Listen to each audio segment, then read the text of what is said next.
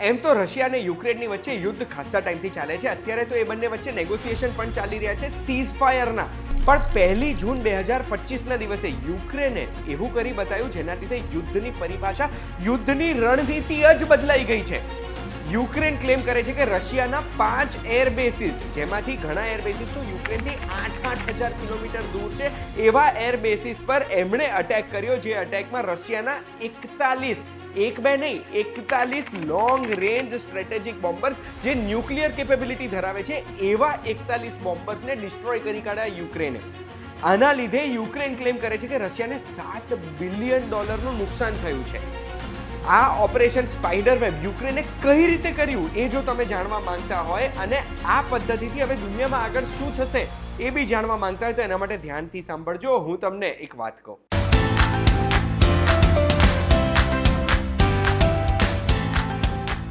એક વાત કહું, આપનું સ્વાગત છે. મારું નામ છે ગુંજ ઠક્કર. 1 જૂન 2025ના દિવસે યુક્રેને ઓપરેશન સ્પાઈડર વેબ એક્ઝિક્યુટ કર્યું. આ ઓપરેશન સ્પાઈડર વેબનું પ્લાનિંગ 18 મહિનાથી ચાલી રહ્યું હતું અને આ ઓપરેશન સ્પાઈડર વેબ પછી યુક્રેન ક્લેમ કરે છે કે રશિયાના 295, 280, 222 અને A50 આવા ટોટલ 41 એરક્રાફ્ટ ડિસ્ટ્રોય કરી કાઢ્યા છે યુક્રેને, જેના લીધે રશિયાને $7 બિલિયન નુકસાન થયું છે. અને આ જે એરક્રાફ્ટ હતા, આ એરક્રાફ્ટ રશિયાના ન્યુક્લિયર આર્સેનલ વાળા એરક્રાફ્ટ હતા, જે એરક્રાફ્ટ ન્યુક્લિયર કેપેબિલિટી ધરાવે છે ને લોંગ રેન્જ બોમ્બર છે, એટલે હજારો કિલોમીટર દૂર જઈને બોમ્બિંગ કરી શકે. જેમાં ઘણા એરક્રાફ્ટ તો અઠવાડિયા પહેલા જ યુક્રેનમાં બોમ્બિંગ કરેલું છે. તો સવાલ એ થાય છે કે રશિયાને આટલું મોટું નુકસાન યુક્રેને કઈ રીતે પહોંચાડ્યું? તો ઓપરેશન સ્પાઈડર વેબનું અંજામ કેવી રીતે આપ્યો ને એ હું તમને એક પછી એક કહું છું, જે મીડિયા રિપોર્ટ્સથી મને ખબર પડી છે. સૌથી પહેલા તો વોલોદિમીર ઝેલેન્સ્કી, જે યુક્રેનના પ્રેસિડેન્ટ છે, એમણે જણાવ્યું કે 117 ડ્રોન રશિયામાં સ્મગલ કરવામાં આવ્યા. વુડન બોક્સમાં, જે કન્ટેનર હોય વુડન બોક્સમાં ઉપરની બાજુ એ ડ્રોનને ગોઠવીને પ્રોપર મૂકેલા હતા. રશિયામાં સ્મગલ કર્યા પછી જે એરબેઝ પર એમને અટેક કરવાનો હતો ને, એ એરબેઝથી થોડો દૂર એને ટ્રાન્સપોર્ટ કરીને પહોંચાડવામાં આવ્યા. આ ટ્રાન્સપોર્ટેશન માટે રશિયન ડ્રાઈવર્સ યુઝ કર્યા હતા અને રશિયન ડ્રાઈવર્સને ખબર જ નથી. એમને તો એવું હતું વુડન કેબિન ડિલિવર કરવાના છે. એમને એવી નથી ખબર કે આ એક હથિયાર છે યુક્રેનનું, જે રશિયાના વિરુદ્ધ કામ કરવાનું છે. જેવા એ ટ્રક પાર્ક કર્યા, જે જગ્યા ડેઝિગ્નેટ કરી હતી એ ડ્રાઈવરને, એવું તરત જ રિમોટથી ઓટોમેટિકલી આ દરેક વુડન બોક્સના ટોપ ડિટેચ થઈ ગયા. આ ડિટેચ થયા પછી એક એમાંથી ડ્રોન્સ નીકળવા લાગ્યા. વોલોદિમીર ઝેલેન્સ્કીએ એવું આપણને જણાવ્યું કે આ 117 ડ્રોનના 117 પાયલટ્સ હતા. આ ડ્રોન રેગ્યુલર ક્વોડકોપ્ટર હતા અને એ ક્વોડકોપ્ટર, જે સાદા ડ્રોન્સ હોય ને, સાદા FPV ડ્રોન્સ હતા. આ ડ્રોન્સમાં એક હેવી પેલોડ લગાડેલો હતો, એક હેવી બોમ્બ લગાડેલો હતો અને આ 117 પાયલટે એ ડ્રોનને નજીકમાં જે એર બેઝીસ હતા, જે અમને ઓલરેડી પ્લાન કરેલું હતું, ઘણી બધી વખત પ્રેક્ટિસ કરેલું હતું, એ રીતે ઉડાઈને એરબેઝ ઉપર લઈ ગયા અને એક પછી એક રશિયાના જેટલા પણ સ્ટ્રેટેજિક બોમ્બર્સ હતા ત્યાં જઈને આ ડ્રોન્સે અટેક કર્યા. ટ્રક ડ્રાઈવર્સના ઇન્ટરવ્યૂ પણ બહાર આવ્યા છે રશિયન. એમણે એવું કીધું કે જેવા ડ્રોન ઉડવા લાગ્યા અમે પથ્થર મારવાનો પ્રયાસ કર્યો. એવા પણ ઘણા બધા વિડીયોઝ આવ્યા છે જેમાં પોલીસવાળાઓ આ ડ્રોન ઉપર ગોળીઓ ફાયર કરી રહ્યા છે જ્યારે આ ડ્રોન્સ ઉડી રહ્યા છે.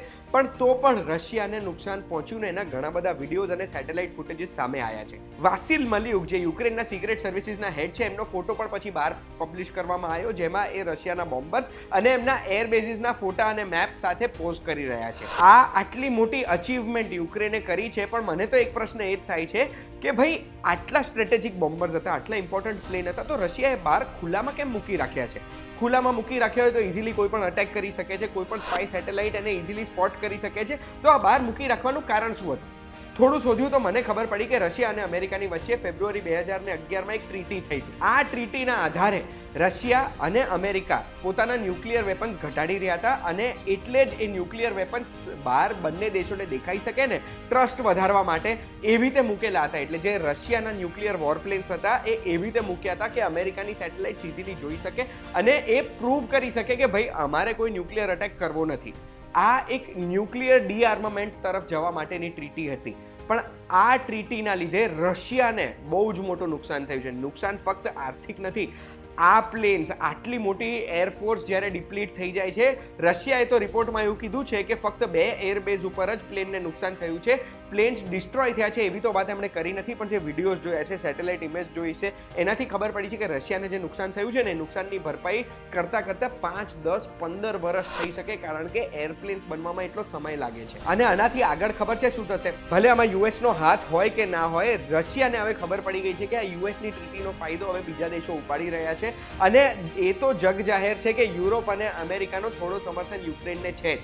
અત્યારે સીઝ ફાયરની ટોક્સ ચાલી રહી હતી યુક્રેન અને રશિયાની વચ્ચે. એ ટોક્સની વચ્ચે જ્યારે આટલો મોટો હુમલો થાય છે રશિયાની ઉપર, ત્યારે હવે આ સીઝ ફાયર થશે કે નહીં એ પણ પ્રશ્નચિહ્ન મુકાઈ ગયો છે.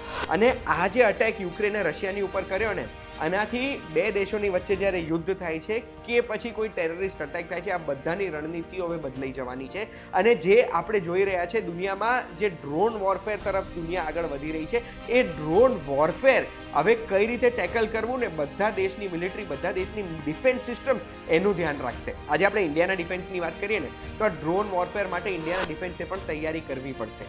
યુક્રેને દુનિયાભરમાં યુદ્ધની પરિભાષા અને રણનીતિ બદલી કાઢી છે, અને આવો એક નાનકડો દેશ રશિયાને આવી ટક્કર આપી શકે એવું આપણે સપને નહોતું વિચાર્યું. આ આખી ઘટનાને લઈને તમારે શું કહેવું છે કમેન્ટમાં મને જણાવજો. અને આવી માહિતી માટે વીટીવીનું એપ ડાઉનલોડ કરી દેજો. એક વાત કહું, બધા વિડીયોઝ એમાં જોવા મળશે તમને. આપણે ફરી મળીશું.